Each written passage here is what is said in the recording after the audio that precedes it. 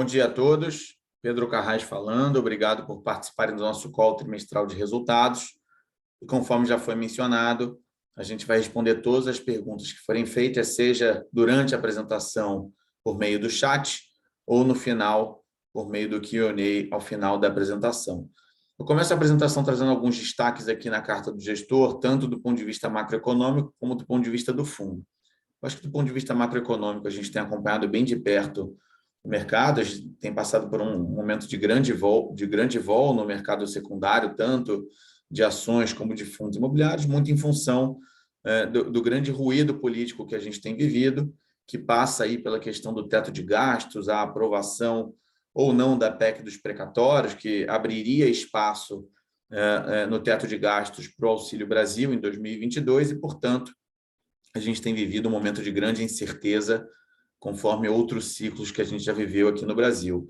Do ponto de vista de inflação, ainda é um ponto de grande preocupação, a inflação segue subindo, muito em função da recuperação da atividade econômica, não só no Brasil, mas no mundo como um todo, né? A gente tem visto um choque inflacionário no mundo inteiro, mas aqui no Brasil a gente está com um sinal absolutamente vermelho em relação à inflação, que tem levado o Copom a subir a taxa de juros de maneira abrupta nas últimas reuniões, e infelizmente ainda passaremos por alguns ciclos de aumento, de modo que isso acaba penalizando o desenvolvimento do mercado imobiliário e do mercado de fundos imobiliários como um todo.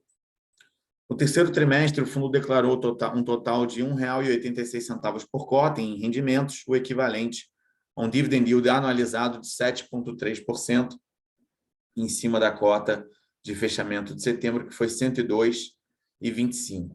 A atividade comercial do fundo no terceiro tri foi bastante positiva. A gente fechou o trimestre com 934 mil metros quadrados de ABL, isso sem considerar o mais recente anúncio, que é a expansão da Leroy Merlin em Cajamar. A Leroy Merlin tem um contrato atípico com o fundo num ativo super premium em Cajamar, de um total de 110 mil metros quadrados de ABL, e recentemente o fundo assinou um contrato com a Leroy Merlin, em que a gente se compromete a fazer a expansão de um pouco mais de 21 mil metros quadrados, de modo que o ativo vai atingir mais de 130 mil metros quadrados de ABL, e, portanto, o fundo vai superar a marca de 950 mil metros quadrados de ABL. Essa ABL do fundo hoje está em 13 municípios, diversificada não só geograficamente, mas também do ponto de vista setorial e de crédito, em mais de 41 inquilinos, 41 locatários, com uma carteira bastante robusta de um excelente risco de crédito. Em termos de comercialização de inquilinos, a gente teve duas grandes locações esse trimestre, melhor dizendo, destaque para um contrato atípico com o Mercado Livre, que foi assinado no Cislog em São Paulo, um empreendimento que está praticamente concluído. A gente vai receber as obras agora no mês de novembro. É um ativo de 77 mil metros quadrados de ABL, integralmente alugado para o Mercado Livre. Foi uma pré-alocação, a gente alugou o ativo antes mesmo de sua inauguração. E depois de algum tempo tentando comercializar a área vaga que a gente tinha lá em Cabo de Santo Agostinho desde a aquisição desses ativos, em outubro de 2019, depois também da alocação de uma área relevante para madeira lá no empreendimento, a gente alugou mais quase 6 mil metros do Grupo Elfa, que é uma empresa do ramo de medicamentos, e, portanto, a vacância lá em Pernambuco praticamente zera com essas duas locações. A madeira que a gente já tinha anunciado no último trimestre e agora, recentemente, o Grupo Elfa. Antes de passar para o próximo slide, a gente coloca no final dessa página, Carta ao Gestor, um link lá na última frase, que eu recomendo a todos aqui presentes a virem o vídeo. Nada mais é do que um vídeo explicando o nosso empreendimento em Cajamar, falando das especificações técnicas, da representatividade que esse ativo tem para o fundo, e o vídeo ficou bem bacana. Eu recomendo que todos os investidores do fundo possam ver esse vídeo e naturalmente, nos trazer críticas, sugestões, que são sempre muito bem-vindas. Passando para o slide seguinte, a gente traz alguns destaques do trimestre. Como eu já comentei, a área bruta locável encerrou o trimestre em pouco mais de 934 mil metros quadrados. A vacância física de 11,3%, muito pautada na área vaga que a gente ainda tem em Cajamar. Ao lado da Leroy Merlin, a gente tem um empreendimento especulativo de aproximadamente 125 mil metros quadrados, dos quais 70 mil metros já estão alugados para Mobile e os outros 55 mil metros ainda não foram alugados, que são aí a grande parte, a maior parte dessa vacância física do fundo. Essa vacância lá de Cajamar ainda não aparece na vacância financeira, que é de apenas 1,8%, muito por conta da gente ter um prêmio de locação por parte do desenvolvedor lá até meados do ano que vem. Então, a gente ainda está trabalhando com um cenário em que a gente aluga essa área antes do término do prêmio de locação, de modo que isso não deveria afetar a vacância financeira do fundo. A gente tem trabalhado com 2 grandes players de comercialização do Brasil, 2 renomados players, temos um pipeline robusto, ainda não tem nenhuma negociação muito quente, mas a gente se mantém bastante otimista com a alocação dessa área num futuro muito próximo, então logo a gente tenha novidades, a gente vai prontamente comunicar ao mercado. Por fim, a inadimplência líquida residual, muito próxima de zero, foram apenas 2 inquilinos que ficaram inadimplentes ao longo do terceiro trimestre, mas ambas já negociadas e ambas já em processo de pagamento, portanto, não é uma inadimplência que nos preocupa. Passando para os próximos slides, aqui a gente traz uma recapitulação aí do que foi o histórico de aquisições do fundo. Eu não vou entrar em tanto detalhe, mas o fundo fez o IPO em junho de 2018, com uma captação de 365 milhões, e de lá para cá a gente já concluiu, pode passar, por favor, mais 2 vezes, a gente já concluiu 5 emissões de cotas, a última delas em janeiro, quando a gente levantou 720 milhões de reais, e com esse dinheiro a gente fez algumas aquisições. As últimas delas, a aquisição de 64% de um ativo em Extrema, que tem obras, inaugura no 4º trimestre do ano que vem, a gente vai trazer um pouco mais de detalhes ao longo da apresentação. Um ativo integralmente alugado para a B2W, em Seropédica, no Rio de Janeiro. E, finalmente, como já mencionei na carta ao gestor, a assinatura de um contrato para a aquisição da Leroy Merlin, que também está iniciando sua obra e inaugura também no 4º trimestre do ano que vem, a expansão da Leroy de um pouco mais de 21 mil metros quadrados de ABL. Eu vou passar a palavra para o Lucas Paraviso, que trabalha com a gente no time de gestão e vai dar continuidade à apresentação, e nesse paralelo, nesse interim, eu vou respondendo as perguntas aqui no chat. Muito obrigado. Obrigado, Carras. Bom dia a todos. Agradeço também a participação. Dando sequência no cenário macro, Carras já trouxe os principais highlights em relação aos pontos de preocupação. A estimativa é de fechar com um crescimento do PIB de 4,9%. A gente destaca aqui os recentes cortes de crescimento na estimativa, né, dos agentes de mercado, justamente por essa questão de turbulência e também incerteza em relação à política econômica. Em relação à meta Selic, o Copom, frente à grande pressão inflacionária, ele tem feito aumentos consecutivos e também tem sido bastante enérgico na pauta e no repasse do recado de que em 2022 ele fará de tudo para realmente fecharmos aí no centro da meta, o que implica necessariamente um crescimento na taxa Selic, e isso o mercado já tem, inclusive, precificado. Dessa forma, nosso time macro espera encerrar 2021 numa taxa de aproximadamente 9,25% e fechar 2022 a 11,5%. Então, com isso, tem se usado aí esse como principal remédio para conter a inflação e tentar trazer a inflação para o centro da meta em 2022, para que em 2023 a gente volte a ter aí uma projeção mais amena de inflação. No slide seguinte, trazemos a pesquisa industrial mensal. A gente sempre traz essa informação justamente para a gente entender como que está o pulso da indústria como geradora de emprego. Em setembro de 2021, a produção industrial nacional caiu 0,4%, então foi o 4º resultado consecutivo negativo. Isso mostra realmente que nos últimos meses, com a questão da inflação, dificuldade energética e também assuntos relacionados a fornecimento de matéria-prima, a gente tem tido dificuldade em diferentes cadeias. Tá, isso tem impactado a indústria, seja a indústria tecnológica, indústria da construção civil, diferentes segmentos impactados pela falta de matéria-prima, e isso, consequentemente, vai retraindo a produção e vai postergando aí maiores investimentos. Em relação ao índice de confiança empresarial, que é um indicador antecedente, a gente vê ele também na mesma projeção realmente de uma projeção neutra, apontado mais para uma queda, justamente porque o empresariado olha hoje o cenário com bastante incerteza e ele acaba necessariamente esperando um pouco mais para investir, e isso se reflete no nível de confiança. A gente espera realmente um reequilíbrio, porque esse índice de confiança, quanto mais alto, mais investimentos se espera e mais geração de emprego se espera nos meses subsequentes. No slide seguinte, a gente traz a inflação. Então, novamente, 2021, com indicadores com grande crescimento, principalmente ainda na depreciação do real, embora ele tenha se apreciado um pouco em relação ao ano passado, não foi suficiente para, por exemplo, reequilibrar a cesta do IGPM. E em relação ao IPCA, a gente tem visto toda a cesta básica e os principais consumos das famílias subindo de valor e, com isso, também impactando esse indicador. Para os anos seguintes, a expectativa é de maior controle, justamente pelos remédios que estão sendo adotados agora, que inclusive são realmente abruptos, justamente para poder tentar reequilibrar com mais rapidez a inflação.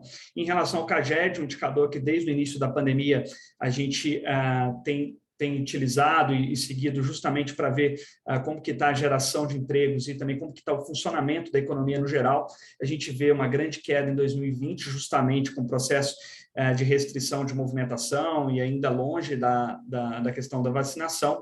No final de 2020, início de 2021, esse indicador começou a recuperar com maior velocidade, e juntamente com o processo de vacinação, e com isso a gente vê que ele contribuiu bastante para a resiliência do país no geral, né? O país que está sofrendo na economia, mas que conseguiu conter um pouco dos efeitos negativos justamente com esse resultado de geração de empregos. A gente espera realmente que essa velocidade de geração volte a acelerar. A gente vê aqui nos comentários que a velocidade caiu, embora ela ainda seja positiva, então a gente espera realmente um reequilíbrio aqui, um aumento da velocidade. Com isso, a gente entra agora nos detalhes do fundo. A gente tem o resultado dos últimos 4 trimestres. A gente vê a distribuição média subindo gradativamente, principalmente no segundo e no terceiro trimestre de 2021, com 0,62 na média do último trimestre, justamente aí com o processo de correção dos contratos. A gente tem também programado para o terceiro, junto com o quarto trimestre de 2021, a entrega do Cislog. Isso starta, Cislog São Paulo, isso starta também o prêmio de locação pós-obra.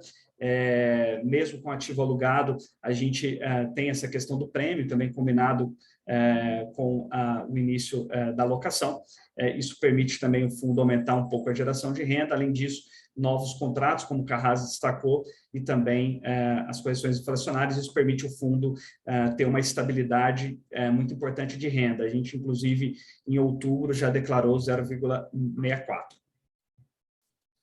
No próximo slide, a gente tem a variação histórica. Então, o retorno do fundo, considerando a valoração da cota, juntamente com os rendimentos pagos, é de 26% desde o IPO, contra 23% do IFIX, e uma variação patrimonial modesta de 10%, principalmente em relativo aos laudos e avaliação dos imóveis a valor justo. Dando sequência nos indicadores operacionais, o fundo fechou com 3% de aplicações financeiras, 8% em cotas de FII, então também a alocação dessas cotas permite um aumento da renda. Isso foi observado no terceiro trimestre, mas vai ser observado com maior força no quarto trimestre. 89% de alocação em imóveis. Em termos de contrato, a gente tem um equilíbrio que é importante, porque os contratos típicos geralmente são de áreas um pouco menores e permite maior diversificação. Então, a gente tem 55% em típico e 45% em atípico. Em termos de vencimentos, contratos de longo prazo, quase 70%. Em relação a revisional, principalmente dos contratos típicos, no caso, a gente tem um percentual muito baixo, 7% até 2020, já se tornaram elegíveis. A gente tem contratos aí bastante alinhados com o mercado, é algo que a gente realmente acompanha e discute. Em relação a índice de reajuste, um equilíbrio com maior concentração no IPCA, em 62%. Em relação ao mês de reajuste, a gente tem uma concentração maior, como pode ser observado nos meses de outubro, novembro e dezembro. Dando sequência, a gente entra no mercado para ver o volume de transação do ticker XPLG11. A gente vê 332 milhões no último trimestre, isso significa aproximadamente 6 milhões na média diária, então realmente um volume muito expressivo de negociação, mesmo com toda essa volatilidade relacionada ao aumento da Selic e a incertezas na economia, a gente vê ainda o fundo com bastante transação, que é importante essa liquidez. E em relação ao valor da cota, fechou em 102,25 no terceiro trimestre. Em relação à base de cotistas, pouca variação em relação ao último relatório, a gente tem 18% do PL concentrado em institucional, 82% pessoa física. Em relação a regiões, 74% dos investidores estão, em relação ao PL do fundo, estão no Sudeste. Em relação à quantidade, a gente fechou com 274.076 investidores. Sobre o XPLG, aqui um pouco da diversificação comentada, a gente tem uma concentração em São Paulo de 43,8% da BL do fundo, 24,2% em Pernambuco, como o Carrasco comentou, inclusive, com uma redução da vacância expressiva, praticamente zero vacância, o que mostra também que nessa região a gente tem tido aí, visto uma recuperação da região, é uma região portuária, mas que depende muito aí do nível de produção, do nível de atividade econômica, então a gente vê a região também se recuperando, os galpões concorrentes também tendo uma boa performance. Em relação ao Rio de Janeiro, 14,9%, chama a atenção do Rio de Janeiro também pela expressividade das novas locações no Cislog em Duque de Caxias, um empreendimento que, quando a gente comprou, tinha aí aproximadamente 75% de vacância, a gente comprou junto com o Cislog em São Paulo, uma compra de portfólio, e hoje esse imóvel tem uma vacância menor do que 40% e já muito próximo aí de fechar o ano em no máximo 20% de vacância dentro das possibilidades de discussões em andamento. Então, também, realmente, a gente tem aí uma performance muito interessante nesse galpão. Fizemos diferentes investimentos também para mudar um pouco da operação. Então, é um case que, com o tempo, a gente também vai apresentar em mais detalhes. Em relação ao percentual da receita imobiliária, uma distribuição com grandes locatários, inclusive, de bastante impacto nas suas cadeias produtivas, 12% via varejo, Leroy, GPA, Renner, B2W, Cislog São Paulo com prêmio, como eu comentei, quando acabar a gente entra com o Mercado Livre, também um imóvel já locado antes mesmo da sua conclusão. Em relação ao setor de atuação dos locatários, comércio varejista, e dentro desse comércio varejista com uma atuação de e-commerce muito forte, isso, inclusive, durante a pandemia foi algo que a gente comentou bastante, porque os locatários conseguiram manter aí seu nível de atividade, conseguiram manter uma boa performance no geral, alguns locatários, inclusive, negociados em bolsa, então, isso é muito positivo e aumenta aí a resiliência da renda do fundo. Em relação ao quadro resumo, aqui vocês podem observar 2 empreendimentos em construção, área construída de 934 mil metros quadrados, uma área muito expressiva, número de locatários 41, inadimplência mínima, inclusive nesses casos muito reportados como questões operacionais, a gente obviamente fica na cobrança, notifica, mas a gente tem um relacionamento excelente com os locatários, não é algo que nos preocupa. Em relação à vacância física, fechou em 11,3%, mas a vacância financeira, dado que a gente tem a questão dos prêmios, justamente para acomodar o tempo necessário de performance dos imóveis, principalmente aqueles adquiridos com maior vacância e também aqueles em obra, a gente com isso consegue manter aí uma boa geração de renda no fundo. No slide seguinte, a gente tem os imóveis performados, então detalhes, vocês podem observar, inclusive o CD Leroy já saiu certificado, então a gente tem uma preocupação muito grande com ESG, temos políticas e também programas em andamento, que ao longo do tempo a gente vai reportar aos investidores.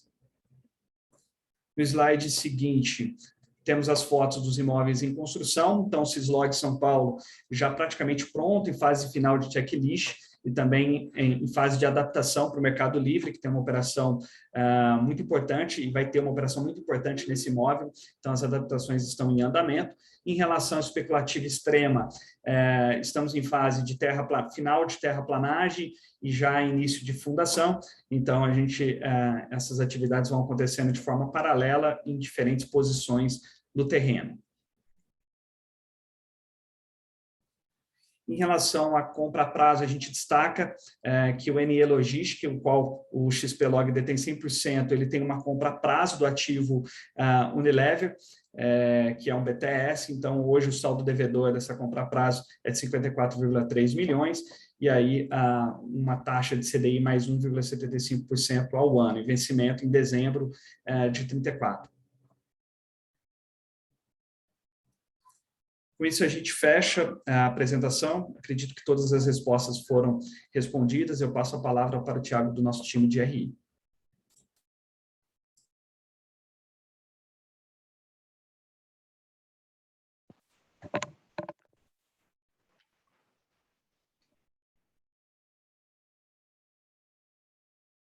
Senhoras e senhores, o espaço de perguntas e respostas está aberto. Para fazer uma pergunta, por favor, envie no espaço de Q&A.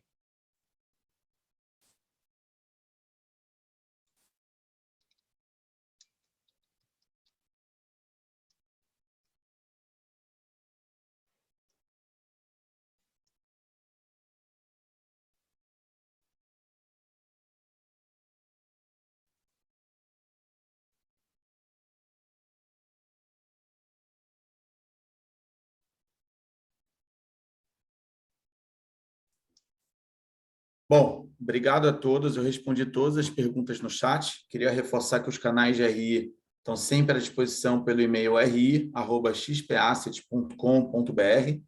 Mais uma vez agradeço a participação de todos e nos vemos no próximo trimestre. Grande abraço a todos e bom dia.